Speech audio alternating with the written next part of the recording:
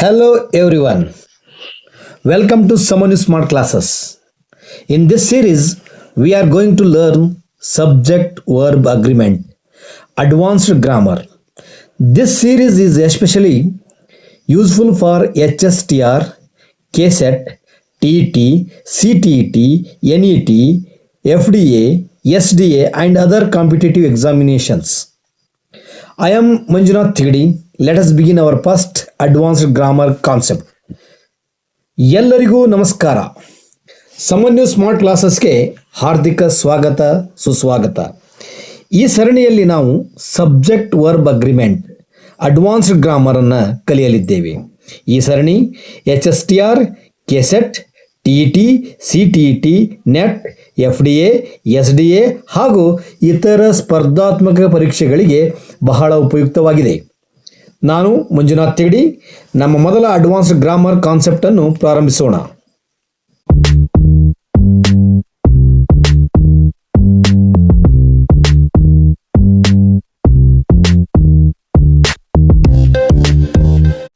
Today's topic is subject verb agreement, advanced concept 1.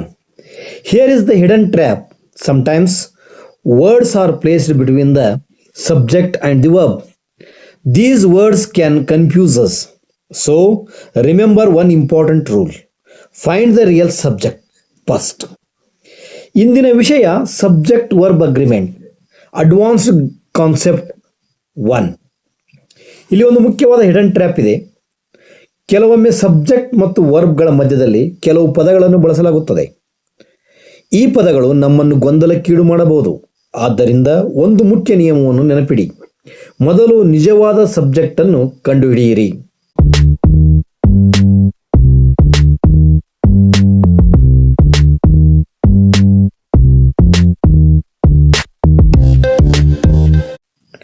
Let us revise the basic rule. A singular subject takes a singular verb. For example, the boy plays cricket. Here, boy is singular, so we use plays. A plural subject takes a plural verb. For example, the boys play cricket. But competitive examinations often make this rule difficult by placing extra words between the subject and the verb. ಮೊದಲು basic rule ಅನ್ನು ನೆನಪಿಸಿಕೊಳ್ಳೋಣ. Singular subject ಜೊತೆ singular verb ಬಳಸಬೇಕು. ಉದಾಹರಣೆಗೆ the boy place cricket. ಇಲ್ಲಿ ಬಾಯ್ singular ಆಗಿರೋದರಿಂದ place ಬಳಸಿದ್ದೇವೆ. Plural subject ಜೊತೆ ಪ್ಲೂರಲ್ ವರ್ಬ್ ಬಳಸಬೇಕು. ಉದಾಹರಣೆಗೆ the boys play cricket.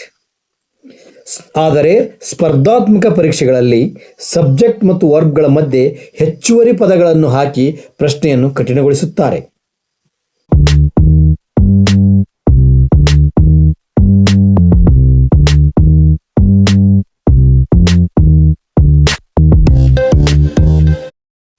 The hidden trap.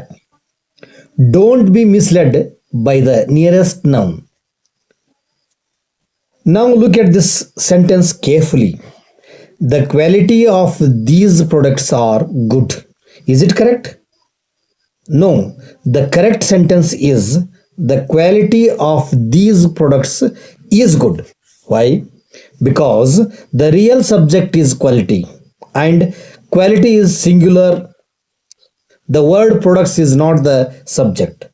So we use the singular verb is. ಈ ವಾಕ್ಯವನ್ನು ಗಮನವಿಟ್ಟು ನೋಡಿ. The quality of these products are good. ಇದು ಸರಿಯೇ? ಇಲ್ಲ.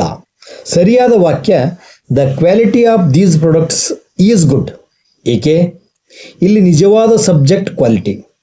ಕ್ವಾಲಿಟಿ ಸಿಂಗ್ಯುಲರ್ ಆಗಿದೆ. ಪ್ರಾಡಕ್ಟ್ಸ್ ಇಲ್ಲಿ ಸಬ್ಜೆಕ್ಟೇ ಅಲ್ಲ. ಆದ್ದರಿಂದ ಸಿಂಗ್ಯುಲರ್ ವರ್ಬ್ ಈಸ್ ಅನ್ನು ಬಳಸಬೇಕು.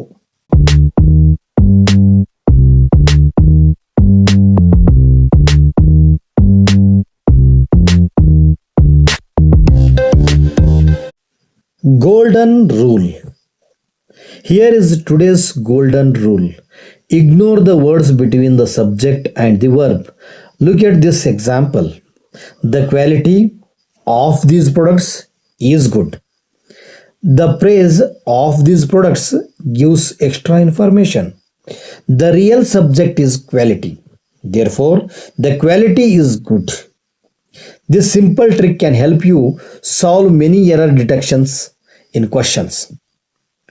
ಇಂದಿನ ಗೋಲ್ಡನ್ ರೂಲ್ ಇಲ್ಲಿದೆ. ಸಬ್ಜೆಕ್ಟ್ ಮತ್ತು ವರ್ಬ್ಗಳ ಮಧ್ಯದಲ್ಲಿರುವ ಪದಗಳನ್ನು ಇಗ್ನೋರ್ ಮಾಡಿ. ಈ ಉದಾಹರಣೆಯನ್ನು ನೋಡಿ. The quality of these products is good. Of these products ಎಂಬುದು ಹೆಚ್ಚುವರಿ ಮಾಹಿತಿಯನ್ನು ನೀಡುತ್ತದೆ. ನಿಜವಾದ ಸಬ್ಜೆಕ್ಟ್ ಕ್ವಾಲಿಟಿ. ಆದ್ದರಿಂದ ದ ಕ್ವಾಲಿಟಿ ಈಸ್ ಗುಡ್. ಈ ಸರಳವಾದ ಟ್ರಿಕ್ ಮೂಲಕ ನೀವು ಅನೇಕ ಎರರ್ ಡಿಟೆಕ್ಷನ್ ಪ್ರಶ್ನೆಗಳನ್ನು ಸುಲಭವಾಗಿ ಬಿಡಿಸಬಹುದು.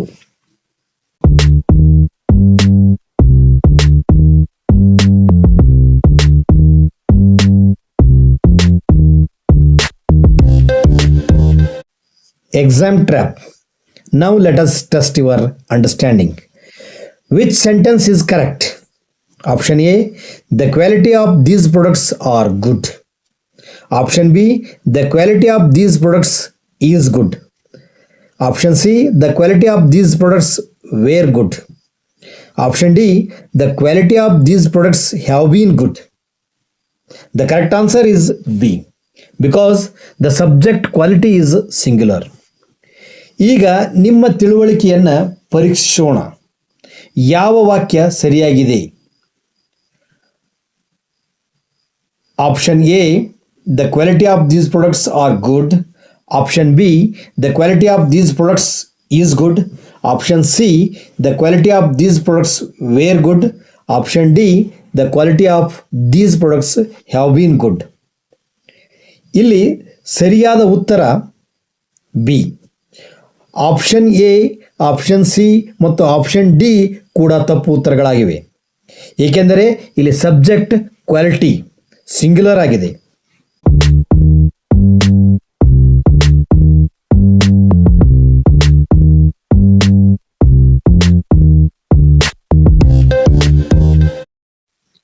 Another example. Let us take another important example. The list of candidates are on the table. This is incorrect. The correct sentence is the list of candidates is on the table. The subject is the list. Of candidates is only extra information. Since list is singular, we use is. ಇನ್ನೊಂದು ಮುಖ್ಯವಾದ ಉದಾಹರಣೆಯನ್ನು ನೋಡೋಣ. The list of candidates are on the table. ಈ ವಾಕ್ಯ ತಪ್ಪಾಗಿದೆ.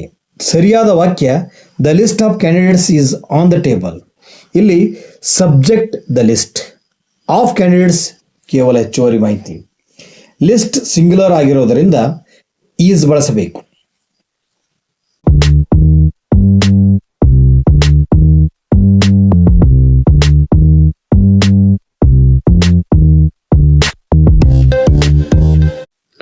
Competitive exam trick.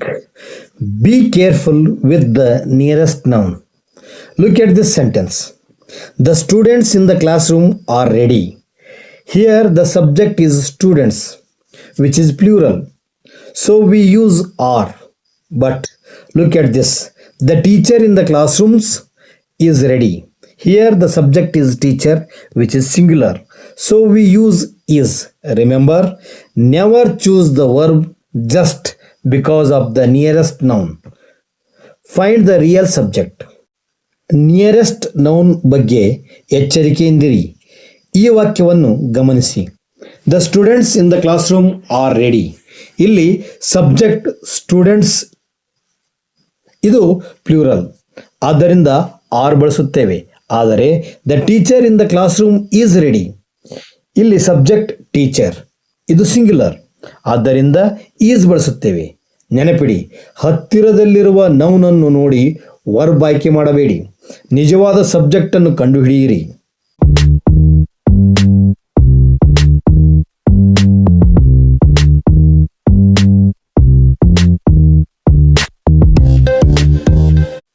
Quick test. Now it's time for a quick test. Choose the correct verb. The box of chocolates dash on the table. Options are A, are, B, were, C is, D have. ಈಗ ಒಂದು quick test ಮಾಡೋಣ. ಸರಿಯಾದ ವರ್ಬನ್ನು ಆಯ್ಕೆ ಮಾಡಿ. The box of chocolates dash on the table. Options are A are B were C is, D have.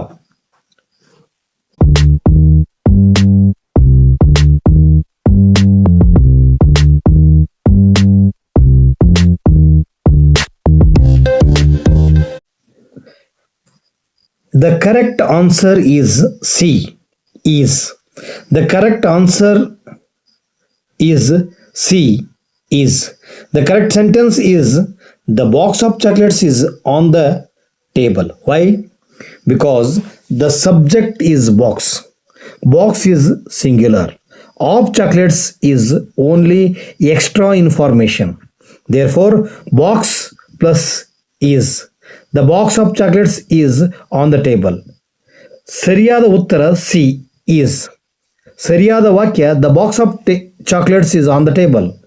ಇಲ್ಲಿ subject box, box singular ಆಗಿದೆ. Of chocolates ಹೆಚ್ಚುವರಿ ಮಾಹಿತಿ ಮಾತ್ರ.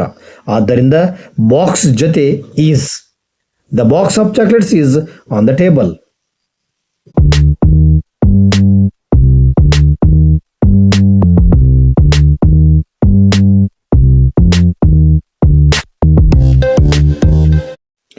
Now here comes a challenge question. Find the error. The bouquet of roses smell beautiful. Which part contains the error? Option A, the bouquet. Option B, of roses. Option C, smell. Option D, beautiful. Think carefully before you answer. ಈಗ ಒಂದು challenge question ತಪ್ಪನ್ನು ಕಂಡುಹಿಡಿಯಿರಿ. The bouquet of roses smell beautiful. ಯಾವ ಭಾಗದಲ್ಲಿ ತಪ್ಪಿದೆ? Option A the bouquet, option B of roses, option C smell, option D beautiful. ಉತ್ತರಿಸುವ ಮೊದಲು ಚೆನ್ನಾಗಿ ಯೋಚಿಸಿ.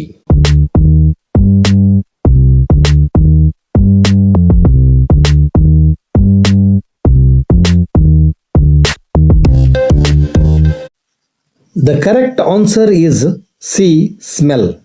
The correct sentence is the bouquet of roses smells beautiful. Why? Because bouquet is the real subject. Bouquet is singular. Therefore, the verb should be smells, not smell. ಸರಿಯಾದ ಉತ್ತರ option C, smell. ಸರಿಯಾದ ವಾಕ್ಯ the bouquet of roses smells beautiful. ಏಕೆ? ಇಲ್ಲಿ ನಿಜವಾದ subject bouquet. Bouquet singular ಆಗಿದೆ. ಆದ್ದರಿಂದ verb smells ಆಗಿರಬೇಕು, ಸ್ಮೆಲ್ ಅಲ್ಲ.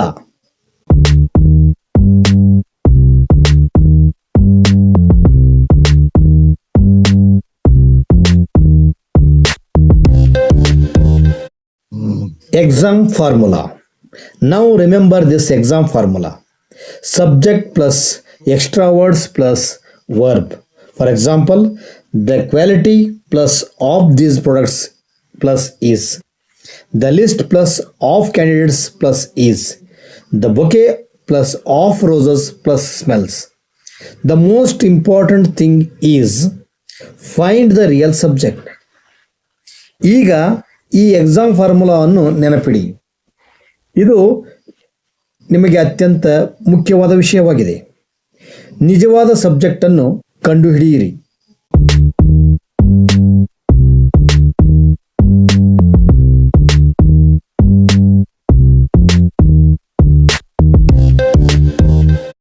Master tip. Here is a master tip for competitive exams. When you use subject plus of plus noun plus verb, don't automatically choose the verb according to the noun after of. For example, the number of students is increasing. This is correct. Not the number of students are increasing. The real subject is number, not students. ಸ್ಪರ್ಧಾತ್ಮಕ ಪರೀಕ್ಷೆಗಳಿಗಾಗಿ ಒಂದು master tip ನಿಮಗೆ. Subject plus of plus noun plus verb ಎಂಬ ರಚನೆ ಕಂಡು ಬಂದಾಗ of ನಂತರ ಬರುವ ನೌನನ್ನು ನೋಡಿ ತಕ್ಷಣ ವರ್ಬ್ ಆಯ್ಕೆ ಮಾಡಬೇಡಿ. ಉದಾಹರಣೆಗೆ, the number of students is increasing. ಇದು ಸರಿಯಾದ ವಾಕ್ಯ. The number of students are increasing ತಪ್ಪಾಗಿದೆ.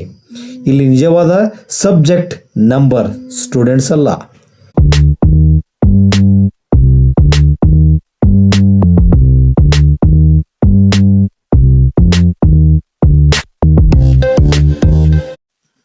Practice. Let us have another practice question.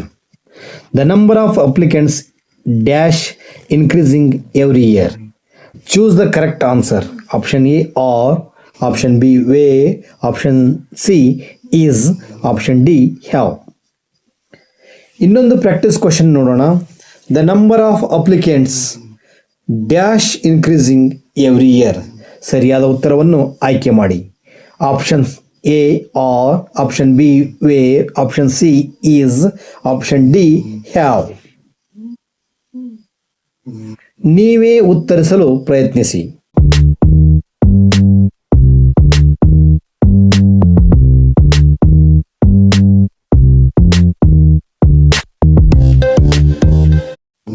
Answer. The correct answer is C is.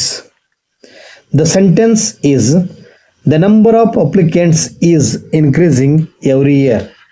The subject is the number. Number is singular. Therefore, we use is increasing. Remember this important expression. The number of plus plural noun plus singular verb. ಸರಿಯಾದ ಉತ್ತರ C is. The number of applicants is increasing every year. ಇಲ್ಲಿ subject the number singular ಆಗಿದೆ, ಆದ್ದರಿಂದ is increasing ಬಳಸಬೇಕು. ಈ ಮುಖ್ಯವಾದ ರಚನೆಯನ್ನು ನೆನಪಿಡಿ. The number of plus plural noun plus singular verb.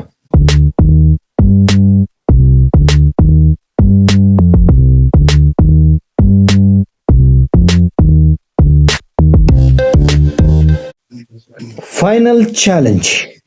Now let us move to the final challenge. Find the error. The quality of the answers given by the students are excellent. Options A, the quality. Option B, of the answers. Option C, given by the students. And option D are excellent. Can you find the error? ಈಗ final ಚಾಲೆಂಜ್ಗೆ ಹೋಗೋಣ. ತಪ್ಪನ್ನು ಕಂಡುಹಿಡಿಯಿರಿ. The quality of the answers given by the students are excellent. Options. Option A, the quality. Option B, of the answers. Option C, given by the students. Option D are excellent. ತಪ್ಪನ್ನು ಕಂಡುಹಿಡಿಯಬಹುದೇ?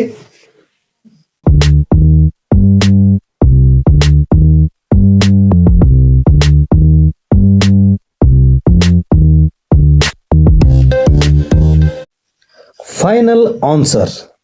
The correct answer is D or. The correct sentence is, the quality of the answers given by the students is excellent.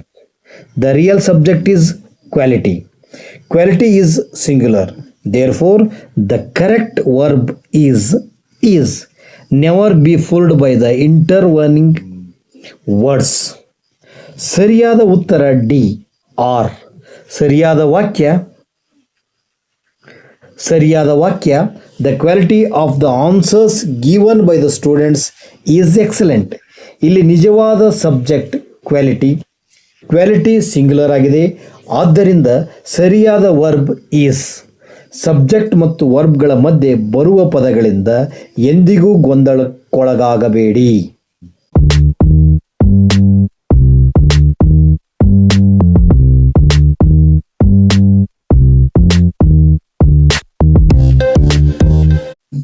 Today's key rule. Let us revise today's key rule. Ignore the distracting words. Look at these examples. The quality of these products is good. The list of candidates is ready. The bouquet of roses smells beautiful. So always remember find the real subject and choose the correct verb. If you master this rule, many competitive exam error detection questions become much easier. ಇಂದಿನ ಮುಖ್ಯ ನಿಯಮವನ್ನು ಮತ್ತೊಮ್ಮೆ ನೆನಪಿಸಿಕೊಳ್ಳೋಣ. ಗೊಂದಲ ಉಂಟು ಮಾಡುವ ಪದಗಳನ್ನು ignore ಮಾಡಿ. ಈ ಉದಾಹರಣೆಗಳನ್ನು ನೋಡಿ. The quality of these products is good. The list of candidates is ready. The bouquet of roses smells beautiful. ಆದ್ದರಿಂದ ಯಾವಾಗಲೂ ನೆನಪಿಡಿ, ನಿಜವಾದ ಸಬ್ಜೆಕ್ಟ್ ಅನ್ನು ಕಂಡುಹಿಡಿದು ಸರಿಯಾದ ವರ್ಬ್ ಅನ್ನು ಆಯ್ಕೆ ಮಾಡಿ. ಈ ನಿಯಮ ಚೆನ್ನಾಗಿ ಕಲಿತರೆ ಸ್ಪರ್ಧಾತ್ಮಕ ಪರೀಕ್ಷೆಗಳ ಅನೇಕ ಎರರ್ ಡಿಟೆಕ್ಷನ್ ಪ್ರಶ್ನೆಗಳನ್ನು ಸುಲಭವಾಗಿ ಬಿಡಿಸಬಹುದು.